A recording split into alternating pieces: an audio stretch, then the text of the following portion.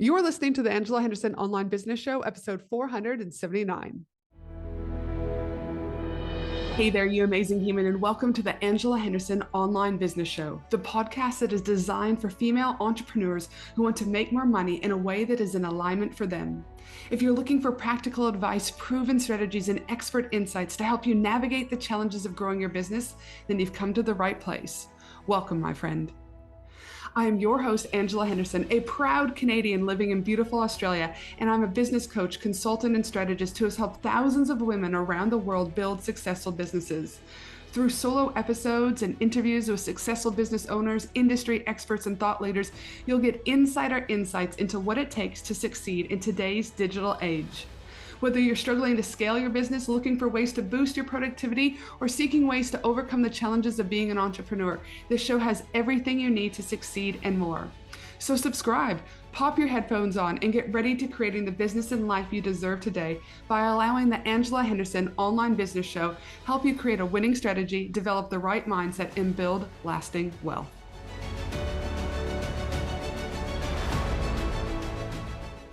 From a $3 membership to generating over $125,000 in sales, not through hustle or through creating 47 offers and not through burning the business down every 5 minutes. It came from one strategic shift. Welcome back to my podcast, my friend. I'm super excited for you to be here today, where I'm diving into this amazing case study in regards to how Megan went from a $3 membership to $125,000 in revenue. This client is an absolute weapon. She's an amazing human doing amazing things and had a simple goal of building a $100,000 a year business. And I remember sitting down, doing the math, and on our discovery call saying something like, in order to make this membership model work, you're going to need almost 3,000 monthly members. That conversation changed absolutely everything for Megan, not because the business itself was wrong, but because the strategy and business model needed to evolve. And this is an important reminder. It's an important conversation because I know so many business owners are working incredibly hard, but they're working hard inside of models that simply don't support the goals that they're trying to achieve. So in this episode, you're going to hear straight from Megan what happened when she worked with me as her business consultant. We're going to talk about the one strategy that came about and changed everything for her. We're going to talk about what the first few launches look like and then what happened when we made one drastic change. She's going to actually share with you all her real data and all the real numbers behind that $125,000 and what that looks like. So I encourage you to get your pens and paper out, because often we're always looking for breakthroughs in business. And often these don't come from doing more. It comes from making smarter strategic decisions based on real data. And that's what Megan and I are going to do today. So let's welcome Megan to the show. Hey, welcome to the show, Megan. Hey, Ange, thanks for having me. I'm super excited to have you here today. I've missed seeing your beautiful face inside of the mastermind. So when I looked at my calendar this week, at the beginning of the week, knowing that I was going to see you today, I was just so excited. And you can tell because we've been chatting for 45 minutes before we've even hit record. So glad to have you back in each other's space today. I am very happy to be here and quite humbled as well. So no, my goodness, it is a privilege to have you. So for those listeners out there that don't know the magnificent Megan, tell everyone a little bit about you, what you do, who you help, and what your business looks like today. So for those that don't know me, my name's Megan and I'm the founder of Sew and Tell Co, which is an online sewing and education business based in Melbourne. But I teach people from around the world how to sew their own clothes through online courses, YouTube, and I do a twice yearly expo, which we're going to have a little bit more of a chat about today.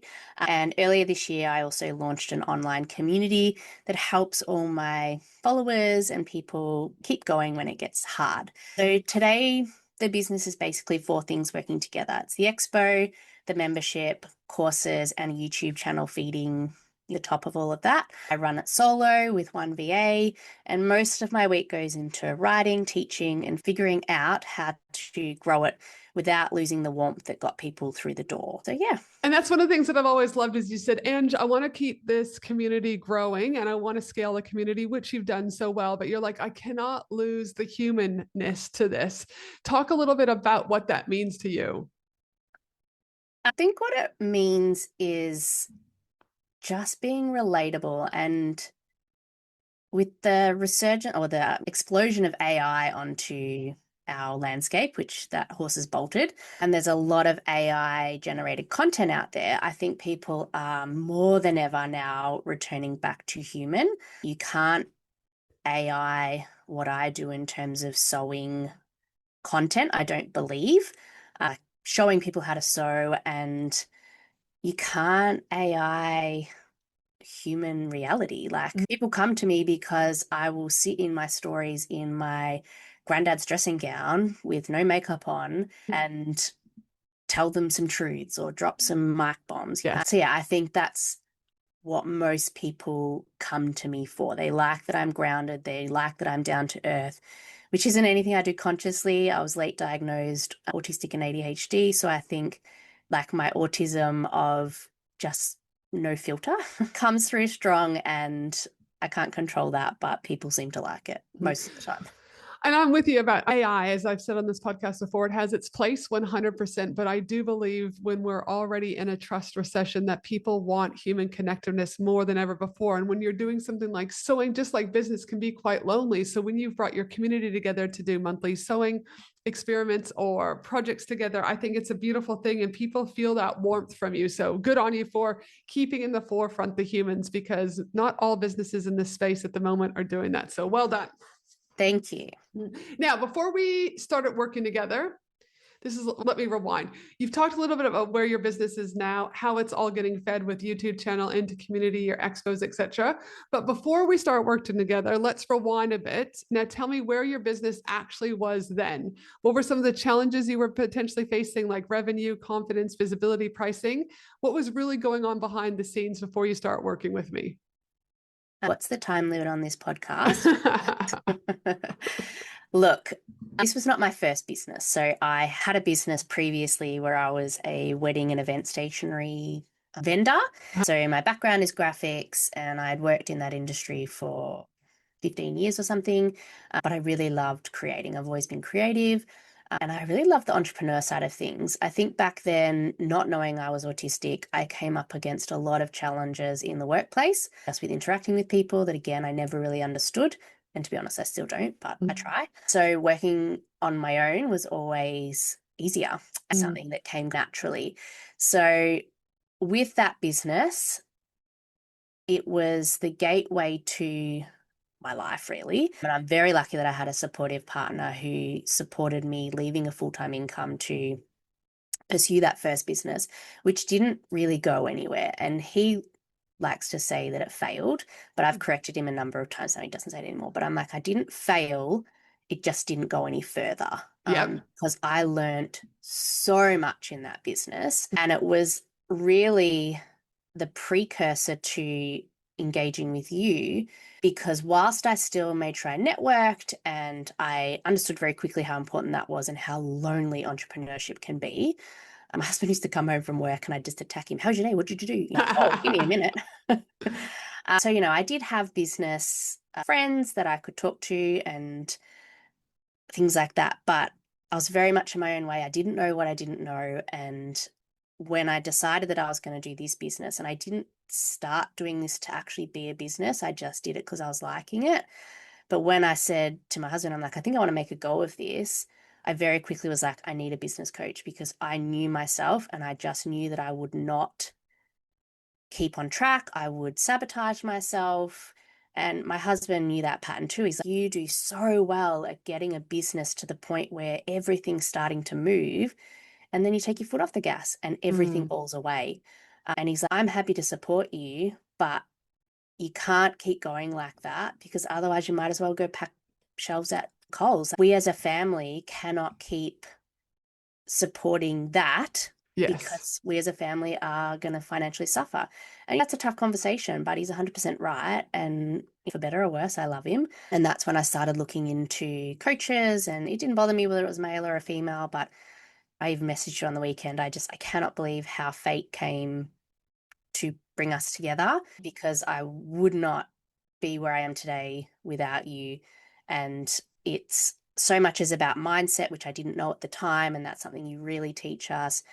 My revenue was abysmal, and I didn't really know anything about money and revenue. My confidence, yes, I knew how to get in front of a camera, and I was eager to learn. I'm not afraid to have a go, but I didn't know what to do with that energy and that eagerness. It was, oh, okay. And self-worth. Oh, will people pay me to do things? Am I experienced enough? There's people that know me better. Is someone going to call me out on that I don't know this technique or that I've taught this technique wrong? So I think it's not just the business coaching, it's so much to do with the mindset and the network. You come together with people, and I'm still friends with quite a few of the women in the mastermind, and we've gone on to create our own peer masterminds because business friends are not like normal friends. It's Yeah, just very different. yeah, and I was very overwhelmed at the start, eager but green and naive. Absolutely. But again, I always say to people is you can't compare your chapter 1 to someone else's chapter 30. And what was, No. like you said, I like the word eager that you use because you had enthusiasm and eagerness and a willingness to go, yep, you put your ego aside and was like, I don't know what I don't know, but I think I've got something tangible here. Can you help? Which leads me into my next segue, which is when you originally came to me on our discovery call, I said, what is your goal? What do you want in life? What do you want in business? What does your revenue look like? And you said, I'd love to be able to do $100,000 a year in business. But you came to me and you said, yeah, but I've got a $3 a month membership. And I was like, do you mean per person? What do you mean? And we looked at this and I was thinking, how am I going to help this? Do you mean amazing human? And so on that discovery call, I remember sitting down and doing the math with you. And I said something along the lines like, in order to hit 100K a year, you would roughly need 2,777 reoccurring monthly members.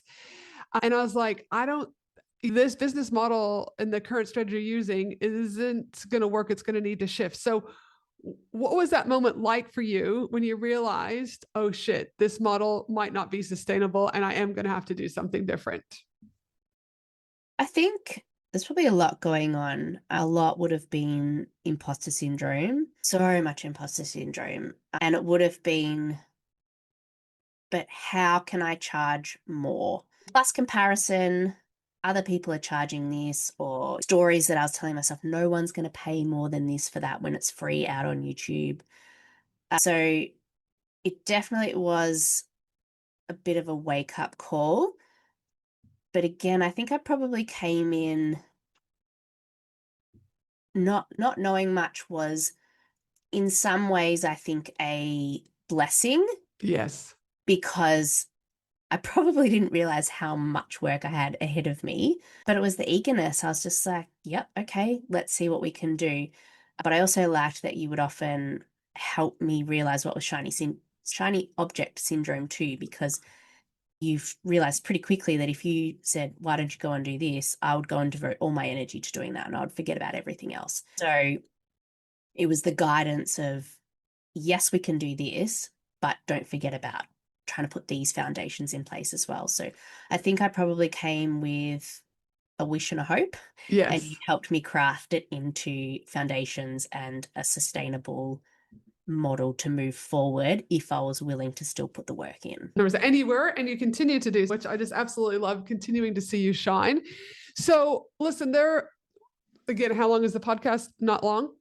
So, but there was lots of different things that I helped you with, from foundations to pricing, etc. But there is one particular strategy that I said, Megan, based on your ideal audience, who are people who are amazing sewists from around the world, I think there's one thing that we can do that, well, at least we can test, and we won't know unless we test it. And that strategy shifted, in my opinion, I'd love to hear yours too, that from a $3 membership model into what has already generated you $125,997. So tell people, what was that strategy that we came up with?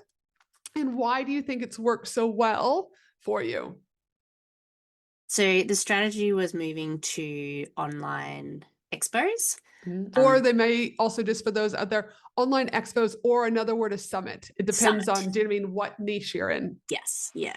So essentially a gathering of experts that people come in to listen in one place. And I originally had the idea when I was at your first Bali retreat, actually. And I had been speaking with a man in a pool. And I had this idea and I came to you and you're like, yep, let's run with it. And we really fleshed it out from there. It was a big thing for me because I had never organized anything that big before. And at the time, I was actually also going through quite a invasive and intense lung surgeries for my asthma. So I remember when I spoke to you and I said, I think I want to do this before the end of the year. And you were like, you don't have time. And I was like, oh, what do you mean? You were like, these are the things you need to do. So I put it off until the start of the next year, but I had started to put some things into place. And yeah, you just guided me through all the things that I needed to do. We pulled it off in about 6 weeks, I think it was. And it just changed the trajectory. What is that? Trajectory? Yeah, I can't. Trajectory. Yes. Trajectory. Is that, I feel like we're doing word scavenge. Yes. Trajectory. Yeah. Yes. The path of my business. Let's go with that. Yes. To what it is today. It was really the turning point. And I'm not sure I would probably still be sitting here if we hadn't have landed on that model.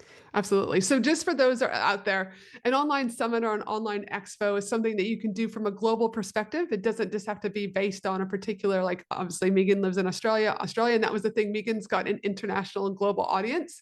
So it's like, what can we do to tap into this global audience plus the network that Megan already has?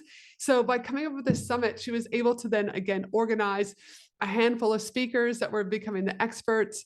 You then get a ticket to go in these particular episodes. I know you tested it live once with the speakers and then you went to pre-recorded.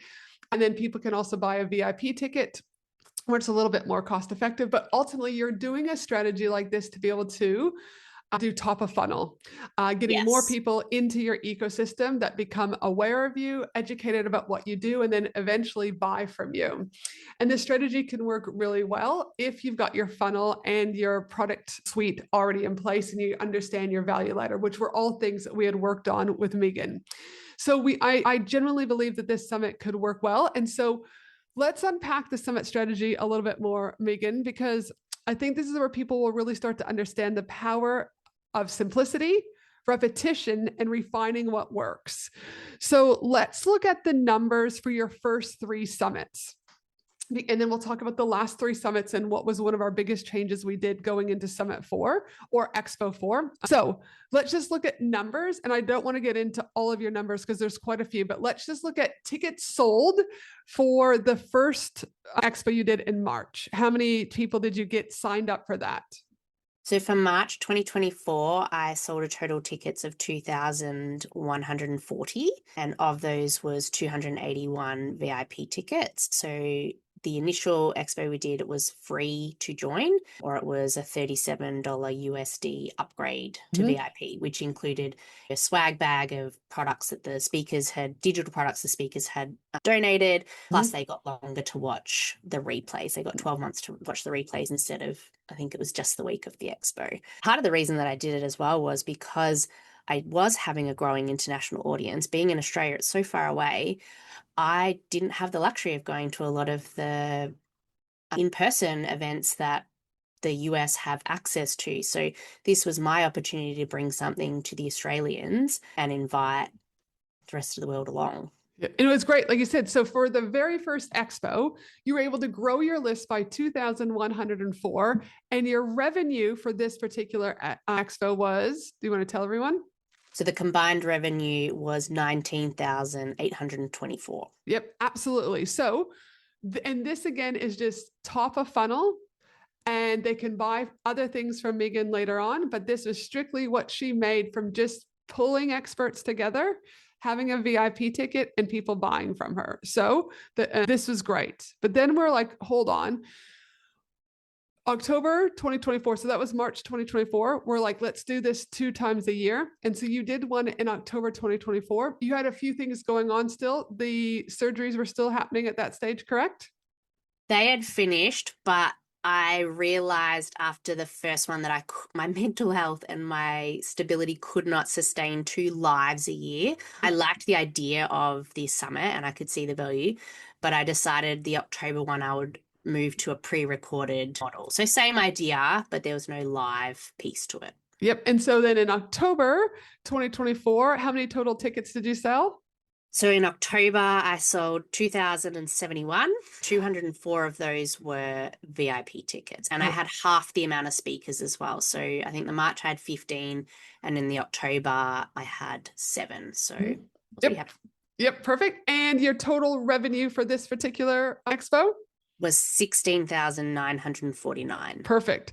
One of the other things that we added here, now that you already had one underway, we said, let's also look at sponsorship. So not only could Megan make money off of this by selling a VIP ticket, but I was like, there are going to be people who will pay for you to access your audience. So we also then created a sponsorship kit, put together your data, and then we were able to get that in. And I know that made up almost $3,000 of the revenue from this one. So I hope you're seeing, as the listener out there, there's so many benefits that can come by having a summit. Sponsorship, additional revenue. You then also have your top of funnel, you're growing your email list, and you're making money while doing it, versus a free webinar where you're not making money and you're potentially losing money, right? So then we go into March 2025. You've gone from 2,100 roughly tickets sold on the first one, 2,000 roughly sold on the second one. We go to March 2025. We've kept everything roughly the same. Did we not, Megan? It was still free plus the VIP. Yep. And how many people did you get into this particular event? If you're a woman navigating life after divorce and wondering what to do with your financial future, then you're going to want to meet one of the most amazing humans, Sally Prowse. Sally is a Sydney-based mortgage broker with over 20 years in the industry, and she specifically specializes in helping women rebuild financial confidence, borrow smarter, and create real wealth through strategic property and lending. Her take: financial independence is not about earning more, it's about structuring smarter. Make sure you run, not walk, to connect with Sally at sandcastlefinance.com.au. Again, you can connect with the amazing Sally at sandcastlefinance.com.au. This one, I had 3,863 people register, and 210 of those were VIP tickets. Yep. And what was your total revenue that you made for this particular one? 21,288. Yep, absolutely. So again, we're slowly increasing the revenue. But it was after this one that I said, Megan, I said, these are working. We know they're working. I said, and they're working from a front end, top of funnel perspective. But I was like, we should be converting more of these people. So at this stage, 3, 4, 5, 6, 7, you've almost got 7,500 new people on your email list. I said, we should be able to convert more of your courses and things post the event. And we were seeing it in drips and drabs, but not pretty substantial. So I said, Megan, I need you to trust me. I'm going to give you another suggestion. You've tested this, you know it works, but I need us to test something else. And you looked at me with your eyes with dark doom and gloom. And now you're like, oh God, here goes Ange again. I could see it. Your facial expression was giving it to me. And I said, instead of doing free tickets plus the paid VIP ticket, would you be willing to do a pay what you can? So we're at least getting them to take one small micro commitment, even if it's only $5. What were your thoughts when I gave that suggestion to you? Definitely there was hesitation and imposter syndrome and people aren't going to pay that. I've spent 3 expos building that this is free and I want it to be accessible for everyone, and the cost of living is more expensive, and all those excuses I gave myself. But the data wasn't lying too. That one in March, I had almost double what I'd had the previous year, but my revenue had only increased 2,000. So I was like, something's broken. The trend was essentially going down. I was getting more people in and making less. So I was like, I was willing to give it a try. And being that it was still low cost entry and being able to front load some of that cost, I was like, okay, let's give it a go. Yep. And so you did. And for people who are driven by numbers, this data is going to go a little crazy. So you went from 3,863 people sign up for the free ticket and the VIP in March. In October, we charge a pay what you can and the VIP ticket. And then how many people did you have buy tickets? So I had almost a quarter, which was 970 signed up. And this is for the pre-recorded one. It wasn't a live one. Yep. But I had a 40% uptake of the VIP. Yes. So 406 people bought VIP compared to the previous March, which was only a 5.4% uptake. And do you want me to tell them what the revenue and what was the revenue? So the combined revenue was 38,873. So almost double, with a quarter of what my attendees were. Exactly. So this was, I was like, all right, we've hit something. And you're like, Ange, I can't believe that this launch. This is crazy. You're like, and again, it was only $5, pay what you can. Because my whole philosophy was like, it doesn't matter if you have an email list of 10,000 if nobody's buying from you. But if they're at least paying $5 a pay what you can, we know that they're committed to sewing. They're committed to you and what you're teaching, which means they're more likely, if they've already given you your credit card once, they're more likely to give it to you again at some stage. So I was like, this was a significant, confirmation that this was working. And like you said, but if you would have let your ego get in the way, Megan, and you're like, oh, I only had 970 people versus almost 4,000, and you were looking at the vanity metrics, you would have lost almost $17,000 in revenue because of our ego. So when you do these strategies, guys, you've got to make sure that you aren't checking your ego at the door. So you did that, Megan. You pushed through, you saw the results, and then you pushed a little bit more in March this year. So you increased the pay what you could from $5 to what? $7. Yep. So not a lot, but enough to still get them to pay. And how many people did you have attend this expo? So this latest one in March, I had 743. The VIP conversion jumped a little bit. So even though I had less people, I still converted VIPs at basically a 46%. So 341 tickets. And the combined revenue was 29,063. So whilst on paper it was a little bit less, there was some external things. There was some checkout issues I had at the time. Yes. And I'm beginning to wonder if the time of year, perhaps I'm even contemplating flipping the March, like doing the live in October and the pre-recorded in March. Yes. Because historically it looks like the October gets more people. So yes. Yeah, so still some more things to test, but definitely it made a massive difference. So this, my friends, is when you work with a business consultant who can look at things through a different lens, allows people the opportunity to try new things, test new things. But one of the things that I've always commended Megan on is that data. I'm like, Megan, make sure you're tracking this data, because if we can't track the data, we can't then make better informed decisions later on as to whether or not we keep this or we let this go.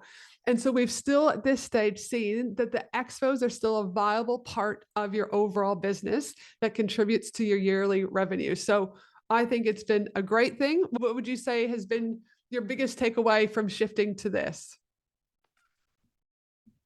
That's a big question. Trust, which is actually my 2026 word. And just to give it a go, like it really, if you can pull together just a few people, it can make a big difference. I would also say that having affiliates of your expos or summits is super important. That accounted for a lot of my revenue that came through, was the people helping me promote it. So there's definitely, it's endless in terms of what you can do with it. But it is what has helped me move forward in my business and give me my highest revenue year to date. Which has been fantastic. I mean, the other thing is, like I said, it's not just what happens then. It's now you've got an email list of almost 10,000 people, because I know you clean your list up on a regular basis, that you can now continue to market to post this event. But the opportunities too is you've built some really great relationships with some of these speakers, and you guys have ongoing partnerships. And if you've been in my space or listened to the podcast, you know I did 121 global partnerships back in 2023, and it is amazing. Megan continues to do that by having guest speakers on or guest experts, and then they continue to explore different ways to work with each other. So as Megan said, I believe the opportunities are endless. And that was something you really opened my eyes to as well. Previously, I probably would have, if I had done this on my own, I would have been like, okay, thanks, great. That's it, walk away. But I send a post-event survey and I'm like, do you want to continue working together? Do you have a podcast? Do you have a YouTube? Are there opportunities? And the experts that I do get along well with, I will continue those relationships and say, hey, do you want to work in something else? I'm always happy to give back to them. One of the speakers actually asked me to promote her course and be an affiliate. And I'm like, absolutely, I would love to. You've helped me. I'm more than happy to scratch your back too. So it's opened me up a lot Yep. And ongoing, now that you've got that confidence built and you can see the benefit of the partnerships, you're so good at outreach and building new relationships with people. So again, I know it's another strategy that you've got to look at because there's only 3 ways to gain visibility: organic, partnerships, and paid. But partnerships can do a tremendous thing. And Megan was able to do that with this particular strategy. And the other thing I'll say is one of Angie's favorite sayings, the fortune is in the follow-up. Like, don't let ego and pride and whatever self-talk you've got get in the way of reaching out 2 or 3 times, sometimes 4, because people are busy. They're just busy. They're not ignoring you on purpose. And if they are, after the 3rd or 4th time, you go, okay, and you file it for it didn't work. But I think, making sure you follow up is just so important. And often I say too, is just because it's a no now doesn't mean it's a no forever. And as you said, Megan, is that sometimes shit just goes in the spam box. Yeah. And so sometimes the follow-up might be reaching out to them via Instagram, reaching out to them via Facebook, saying, hey, I sent you a message. Did you get it? And they're like, oh my goodness, absolutely not. Let me go check. And they're like, it was in spam. Can I get back to you? So just know that you've got to get a bit of a backbone here and be able to take a no, but just know that it has nothing to do with you.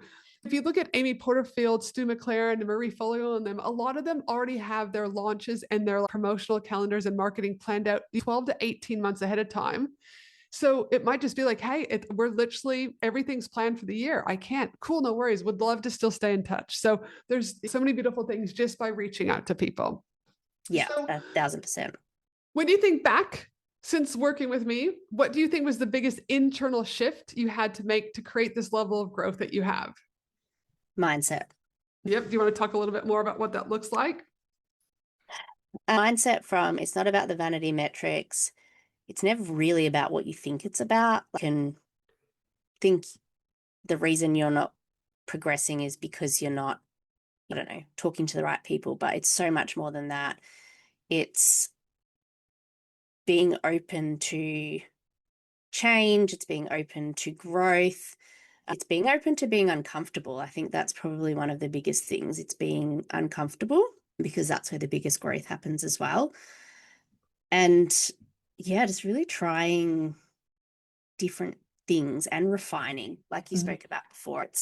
I could have pushed back and said, no, I really want to make this accessible to everyone and not do, maybe it'll change. But I can probably guarantee that October Expo, I might have had 7,000 people and 6,500 of them were tire kickers. Yep. Bloating my list so that I was then paying more for my list. Absolutely. And never getting anything from them. So I'm very much happy to have made the change and helped, and have you helped me see what truly matters, I guess, in terms of moving the needle forward. And 100%. And like you said, you go, who wouldn't go, oh my goodness, I had almost 4,000 and now I've only got 990 or whatever, right? But you're like, numbers, let the smaller group of people be your number one raving fans, right? You don't need more. You just need them to continue to rave about you, talk about you, spread the wealth for you, etc. And that's what, again, because you treat them like humans, Megan, I do believe people continue to support you at the rate and pace that they do because they know you're just a good human and they're happy to spruce that. So again, people will always pick up on that energetically.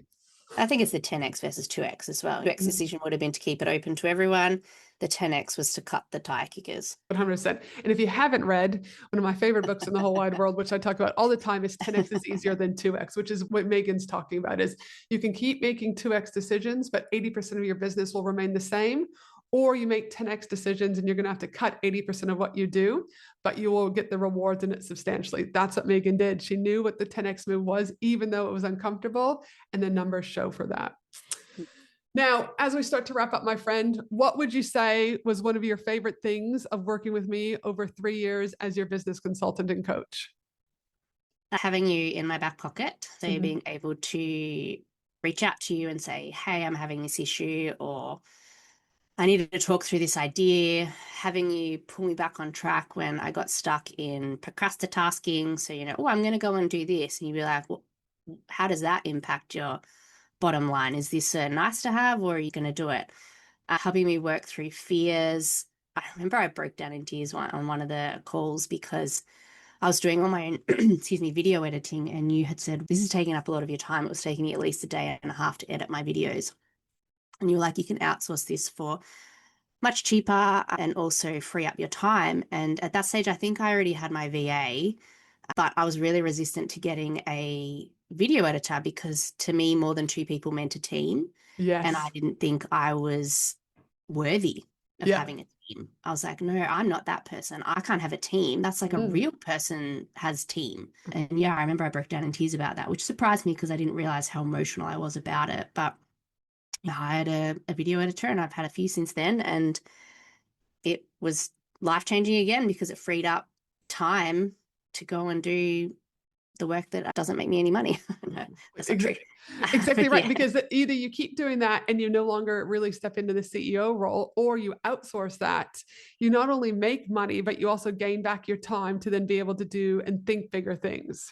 yeah. So yeah, it wasn't just helping me realize a lot of things about myself. It was then the network, like I mentioned before. I still have friends in so many different industries. A lawyer we spoke about before, I reached out to when I was having some lawyer questions, and just people that you've formed these relationships with. And you can't talk with your partner a lot of the time if they're employed about being a business owner because they don't get it. They want Mhm. to, they can be as supportive as they like, but yeah, I would talk to you because I knew you would get it. Yeah, I didn't always agree, and that's fine. We have totally. different ways of doing things as well, and I didn't always do what you told me to do. But yeah, having someone that I could just reach out to and go, hey, I'm having a really bad day, and I'm not sure what to do here. Mhm. What are your thoughts? And you were really good. You never really, you would tell me what to do, but you often would make me work for it, which you said from the start you don't want us to work with you forever. So from the Totally. very start, you were training me to think for myself and not rely on you forever, because Mhm. otherwise it would be a dependent relationship and I wouldn't have grown as much as I did. And I appreciated that. And it's a big thing that I say in discovery calls, etc. Is I'm not here to gatekeep the information that you need. I want you to be able to take this information and be a business coach yourself one day. And if I am keeping you in my ecosystem, then I'm not actually, in my opinion, being a good consultant and coach, because you need to fly the nest and go and make your own mistakes. But of the people that I've worked with, most people stay with me on average for 2.5 years. And most people, 50% of all people who've ever worked with me, come back within 18 months for either a one-off session, a conference, a retreat, or whatever. So it always makes me smile. And look, I didn't always like when you didn't tell me the answer and you made me think about it. But I think you're also pretty good at gauging that too. That's something else that I really liked. As much as you've got a number of clients, you still kept your finger on what we were all doing, and all the advice that you gave was personalized. And it didn't matter that I was a sewing educator and someone else was an email consultant and someone else was a lawyer. The business, like, it's transferable, a lot of Yes. the things. Just, and as someone who is autistic and needs to hear things in a few different ways, I liked being on the hot seat calls because you might be saying the same advice to the next person, but you say it to them differently, and it might have landed better for me when you were Mm. telling them. So yeah, it was the community as well was a huge part of what I enjoyed. Dude, awesome. I love that. And I love you to bits. You know that. Now, for those listening out there who may be on the fence about investing, whether or not it's in me or another support or another coach or another strategy, what would you say to them for those sitting on the fence? Absolutely do it. You don't know what you don't know. We are so good at getting in our own way. We are also extremely biased on our habits and businesses. It often needs someone to take a step back and look at it holistically, to see gaps. And yes, you pay for it. And look, I'm not going to lie, I invested a lot of money in you, Ange, Yep. but I got there quicker. I could have gone at it myself alone and looked at free things, but it probably would have taken me at least twice as long. And as I reach 40 this year, I don't want to waste time doing that. I'm here to make money. I'm not here to just have a good time and be a charity. So Mm-hmm. it sped up my business growth progression. 100%. And I've noticed that myself firsthand. It's, you can still do it on your own, but you just have to be okay with it being slower. And if you're okay with it being slower, that's okay. But if you're not, typically investing is going to help you. Yeah, I was Now, not okay with it being slow. yeah, no, most of us aren't. Now, my last question to you as we start to wrap up is, what do you know now in business that you wish you knew when you first started out? That's such a loaded question. How much your business success and personal peace, I would say, is impacted by mindset. How important mindset is on how you show up for a business day, how you move forward. And I don't just mean like sitting down with a smile on your face. Mindset in knowing that it can get better, but it's up to you. Being resourceful to find the tools that you need, and having people to lean on when the storm gets a bit rough. So that mindset to be adaptive, and that it's not all about revenue. I love it. I probably thought it was mainly about revenue when I first started, but mindset, 1,000%. And that's the thing. People just look at the funnel as the strategy, but my opinion is your nervous system and your mindset is also equally the strategy. We just are told that it isn't. So for me, is if your mind, mental health, spiritual health, physical health is not firing at the capacity we need it, it doesn't matter what strategy I give you, because you will self-sabotage, which is just a form of self-protecting, and you will get nowhere. So to me, it's 100% part of the strategy. Yep. Fantastic. As we start to wrap up, as I always say, it was an absolute pleasure working with you for the 3 years that we have, and we continue to remain friends outside of the relationship as a business consultant and coach. I love your work. I love seeing what you do, and I can only ever continue to wish you the very best. If there's any final words you'd like to say on the podcast in regards to what it was like to work with me, forever hold your peace, my friend. Anything else? No, look, I think you talk about me being a real person, you're a very real person too. So yeah, you don't hold back, and I liked that too. That was just, if you need to work with someone, I 100% always recommend you, and trust yourself that you are allowed to invest in yourself too. 100%. All right, my friend, I hope you have a beautiful day. Give those beautiful kids a hug, and that husband who I know has a love-hate relationship with me. What's Ange telling you now? What is Ange telling you now? Give Chris a warm hug also. All right. Thanks so much, my friend. Bye. Bye.